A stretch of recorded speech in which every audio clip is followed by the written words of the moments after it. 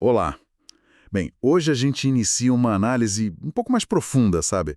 Sobre esse universo do branding.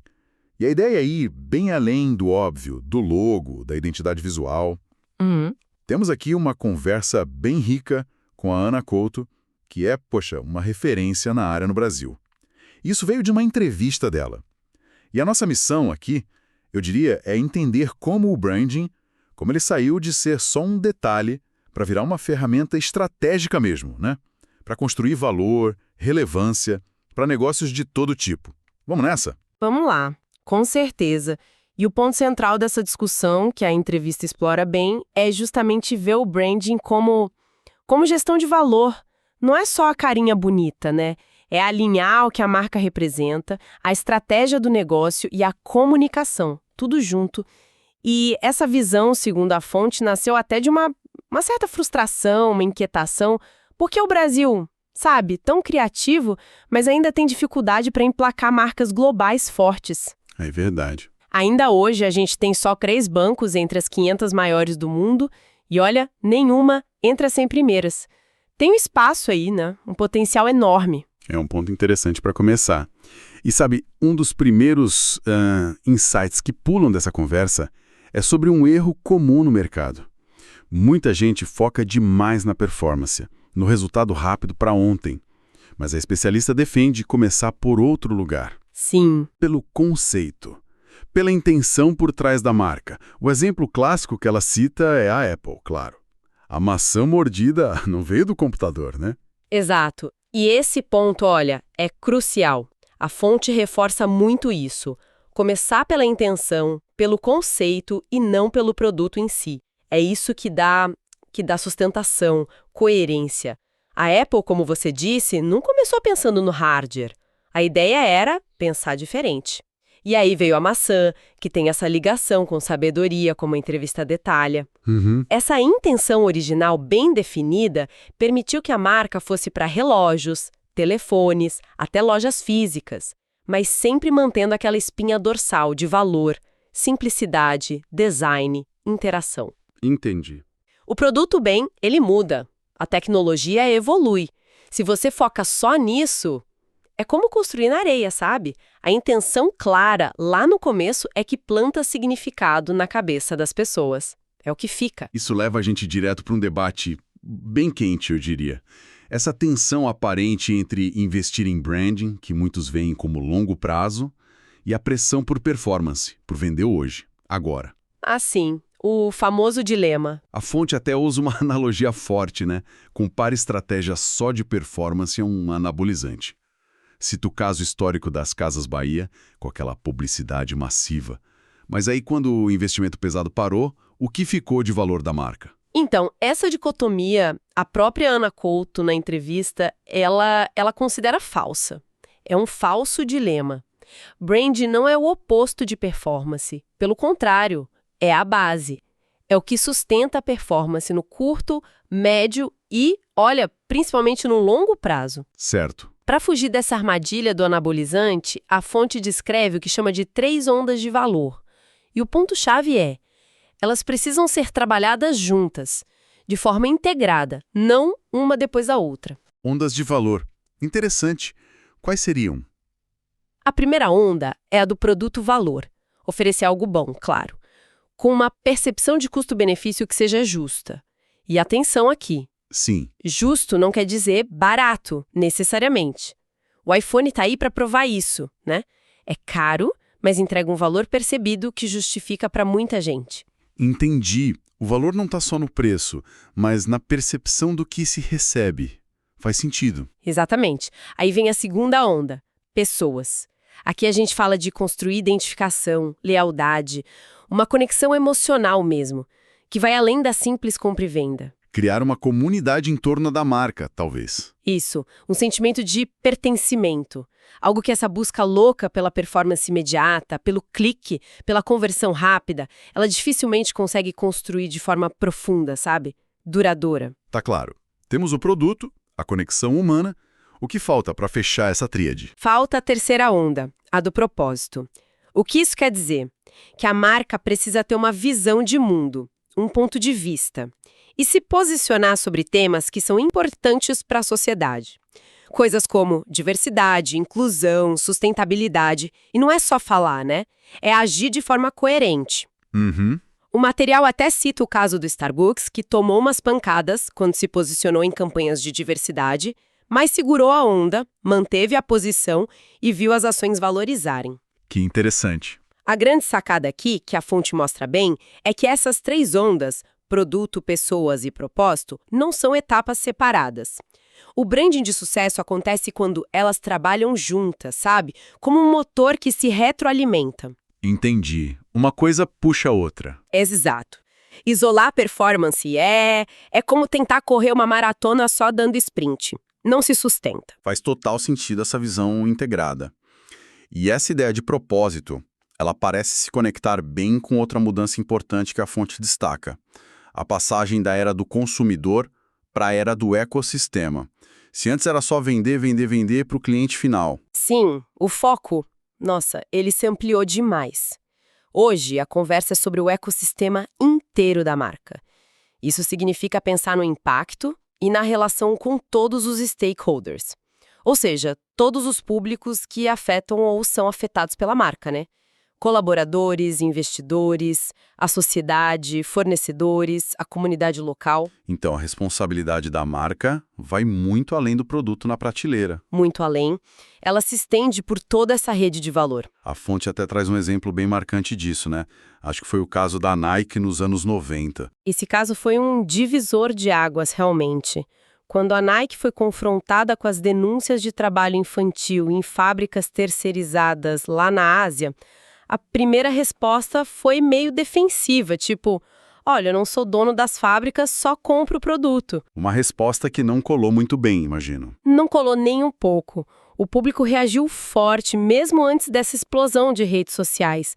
Teve boicote, pressão da mídia, a Nike teve que voltar atrás, pedir desculpas publicamente e, o mais importante, assumir a responsabilidade por toda a cadeia produtiva dela. Implementar auditorias, códigos de conduta. Ela entendeu ali que a marca era sim responsável pelo ecossistema inteiro. E essa lógica parece que só ficou mais forte hoje em dia. A gente vê casos recentes, como aquele que a fonte menciona da porta do avião da Boeing. Exato. Mesmo que a falha seja de um fornecedor, a responsabilidade para o público cai na marca principal, né? Aquela que assina o produto final. Precisamente. A responsabilidade ficou.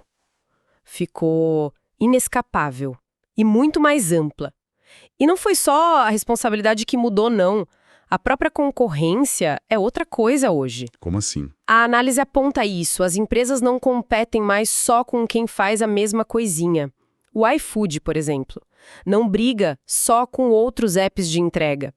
Compete com plataforma de pagamento, solução financeira. Entendi. A competição ficou mais fluida. Muito. A Amazon é o super exemplo disso, né? Compete em e-commerce, logística, nuvem, streaming, publicidade. É uma competição entre ecossistemas, na verdade. Uau. Com todo esse cenário, né? Ecossistemas, propósito, responsabilidade maior. Imagino que construir uma marca forte não seja só um estalo de criatividade. A fonte parece bater muito na tecla do método, de ter um processo. É fundamental. Absolutamente fundamental. O método não é para engessar a criatividade. Pelo contrário, ele direciona, organiza o pensamento estratégico, a execução e garante que todo mundo na empresa sabe, do diretor a quem está lá na ponta atendendo o cliente, que todo mundo esteja alinhado sobre o que é a proposta de valor, quais são os atributos da marca, qual a história que a gente conta, qual o propósito que guia. Sem método, vira bagunça, vira caos. E como funciona, assim, na prática? Esse processo de diagnóstico de branding que a entrevista detalha. Parece quase uma investigação da identidade da marca. Tem um pouco de investigação, sim. Envolve olhar a marca por vários ângulos diferentes. Primeiro, a visão interna. Como o pessoal de dentro, principalmente a liderança, enxerga a marca. A fonte até brinca com uma situação que é comum, né? Às vezes, na mesma reunião, um diretor acha que a marca é uma Mercedes super premium, o outro acha que é um Fusca, confiável, acessível. Nossa, que desalinhamento. Pois é, se nem dentro de casa tem consenso sobre o que a marca é e para onde ela vai, como é que você espera que o mercado entenda? Impossível. Verdade, esse desalinhamento interno deve vazar para fora, né? Qual seria o próximo passo, então? O segundo passo é a visão externa. Como os clientes, os atuais, os potenciais e o mercado em geral, como eles percebem a marca. Onde está a diferença entre o que a empresa quer ser e o que o público realmente acha que ela é. E isso exige entender a fundo quem é o cliente que se quer atrair. A fonte é bem direta nisso. Aquela resposta, meu cliente é todo mundo. Isso é sinal de falta de estratégia. Tem que ter foco. Entendi. Foco no cliente, certo. E para fechar o diagnóstico? A terceira perspectiva é a visão de mercado. O que os concorrentes estão fazendo, os diretos e os indiretos, quais os pontos fortes e fracos deles. E, mais importante, qual é o seu diferencial de verdade? Muita empresa fala, nosso diferencial é a qualidade, mas, como a fonte provoca, o que é qualidade na cabeça do consumidor? É muito subjetivo, né? O diagnóstico ajuda a achar a vantagem competitiva real e a melhor forma de comunicar isso. Isso meio que derruba um mito bem comum, né? Aquela ideia de que branding é coisa de empresa grande, com muito dinheiro. Mas a conversa traz um conceito que eu achei bem interessante, o do código genético da marca. Parece aplicável a qualquer um. Exatamente. É outra falácia que a gente precisa desconstruir. A fonte defende que toda empresa, não importa o tamanho, pode ser o pipoqueiro da esquina, como foi citado, precisa entender e cultivar o seu código genético, desde o comecinho. Código genético, como se fosse o DNA da marca. Isso, perfeito. Pensa nisso como DNA mesmo, a essência mais profunda, sabe? Aquilo que torna a marca única, o diferencial que está ali na raiz. É esse código que vai guiar as decisões, a comunicação e, principalmente, a capacidade de se adaptar para sobreviver e crescer. As analogias que a fonte usa para explicar isso são bem marcantes, né? São ótimas. Uma delas é que beleza ou inteligência sozinhas não garantem sucesso. Citar a Gisele Bündchen como exemplo, ela tinha a beleza, claro, mas foi a disciplina, a consistência, a gestão estratégica da marca pessoal dela que construiu o significado e o valor que ela tem hoje. Faz sentido. Outra referência é Darwin. Não sobrevive o mais forte, nem o mais inteligente. Sobrevive quem se adapta melhor. Uma marca que não tem esse código genético claro, essa essência bem definida, ela vira tipo um iceberg, sabe? Grande talvez, mas sem direção. É levada por qualquer vento do mercado, qualquer modinha passageira. Como talvez tenha sido o caso daquela onda das iogurterias que a fonte menciona. Apareceram um monte e sumiram quase na mesma velocidade. É um bom exemplo disso. Provavelmente a maioria ali não tinha um código genético forte, uma proposta de valor realmente única, sustentável, que fosse além da novidade do produto em si. Faltou essa base para se adaptar quando o mercado mudou. Essa capacidade de evoluir, mas sem perder o DNA é o que garante a longevidade, entende? Totalmente. E pensando nos diferentes tipos de negócio, como essa lógica toda funciona para quem vende serviços? Algo que não tem embalagem, que é mais intangível. Como é que se constrói essa experiência de marca forte? Essa pergunta é excelente. E a análise sugere que essas barreiras, sabe, entre produto e serviço, elas estão cada vez mais fluidas. O exemplo da Mantiqueira que foi mencionado é perfeito para isso. Eles vendem ovo, um produto físico, quase uma commodity, mas criaram um clube de assinatura, o Mantiqueira em Casa. Isso é um serviço, focado em conveniência, recorrência. A linha está sumindo. Então, para serviços, o foco da gestão de branding muda um pouco de direção. Para onde ele vai? O foco vai intensamente para a experiência e para a qualidade dos pontos de contato com o cliente. São os pequenos detalhes, muitas vezes, que criam um valor percebido enorme. A fonte volta no Starbucks. Escreveu o nome do cliente no copo. Qual o custo disso? Quase nada. Mas o impacto de fazer a pessoa se sentir vista, reconhecida, única, é gigante. Isso constrói o tal do equity de marca, o valor intangível. Lembro de outra situação parecida que a fonte comenta, de um hotel. Acho que era isso. Sim, o hotel que treina a equipe para reconhecer hóspede frequente e chamar pelo nome. De novo, o custo é mínimo. É treinamento, atenção. Mas o resultado é aquele sentimento de reconhecimento, de pertencimento, até de afeto. Isso fideliza muito mais que um desconto. É verdade. Cria um laço. Exato. E outro dado curioso do Starbucks nos Estados Unidos, que está na conversa, uma parte enorme do faturamento vem de gift cards. Isso é o quê? Produto, serviço, é um presente, é a experiência completa. Então, no fim das contas, parece que não importa tanto o rótulo, né? Se é B2B, B2C, produto físico, serviço digital. No final do dia, como a fonte conclui de um jeito bem humano, é tudo sobre gente. É B2H, Business to Human. Seja no mundo corporativo ou no varejo vendendo software ou café. A gente está sempre lidando com necessidades humanas básicas. Ser reconhecido, se conectar, encontrar significado. O branding que funciona é o que toca nisso. Considerando toda essa complexidade, essa necessidade de gerir a experiência, a marca como algo vivo, podemos então jogar fora aqueles manuais de marca antigos, super rígidos, aqueles cheios de regras. Olha, a perspectiva que a fonte traz é que sim, o conceito evoluiu bastante. Em vez daquele manual estático, a ideia agora é ter um toolkit de branding. Pensa como uma caixa de ferramentas mesmo, de gestão. Dinâmica, adaptável.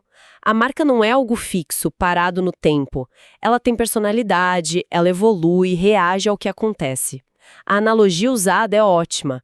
O manual antigo, com a identidade visual travada, é tipo a foto 3x4 do RG. Ninguém acha que aquilo representa a pessoa de verdade no dia a dia, né? Boa analogia, a marca tem nuances, tem voz. Sem dúvida. E essa voz é tão importante quanto a imagem. O universo verbal da marca, o tom de voz, o jeito como ela se comunica nos diferentes canais é crucial. Tão crucial quanto o visual. E a gestão disso tudo também está ficando mais sofisticada. A fonte até aponta uma tendência interessante em algumas empresas. A evolução do papel do CMO, o Chief Marketing Officer, para o CBO, o Chief Branding Officer. CBO, Chief Branding Officer. Qual seria a diferença principal entre esses papéis? O CBO, em geral, tem um olhar mais estratégico, mais integrado. O foco dele é direto no crescimento do negócio, mas através da gestão do valor da marca. Ele acaba conectando as pontas que antes talvez andassem meio separadas. O branding em si, a gestão do código genético, da percepção, do propósito, a performance. Os resultados de negócio, as vendas, a experiência do cliente na jornada toda e até as relações públicas, o PR. É uma visão que põe a marca no centro da estratégia da empresa, não só como uma função do marketing. Ok. Absorvendo tudo isso que a gente analisou aqui da fonte, fica muito claro que branding é realmente gestão estratégica de valor. Vai muito, muito além da estética. Exige intenção clara lá no começo, método para guiar as ações, um olhar para todo o ecossistema da marca, não só para o cliente. E, crucialmente, não separa performance e propósito. Integra os dois. Exatamente. E conecta tudo isso com necessidades humanas muito básicas, né? Significado, reconhecimento, pertencimento. Por isso que é relevante para qualquer negócio, qualquer tamanho, qualquer setor. Desde que queira construir algo que dure. É uma visão que realmente transforma a maneira de pensar a gestão de marcas. E nos deixa com uma reflexão para fechar, que amarra com aquela inquietação lá do início, mencionada na fonte. Sim.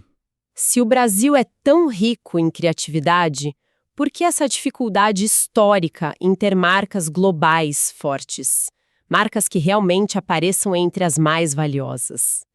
A especialista sugere que talvez a gente tenha uma dificuldade cultural com a disciplina do método, com a consistência do processo a longo prazo. É uma provocação forte essa. Com foco em construir esses ecossistemas de valor de forma consistente, algo que a gente vê algumas marcas como Dengo ou Cacau Show tentando fazer, né? Transformar commodity em experiência com propósito. Será que esse não seria um caminho para o Brasil ir além de só exportar produto básico e finalmente colocar nossas marcas com força lá fora? É algo para a gente continuar pensando.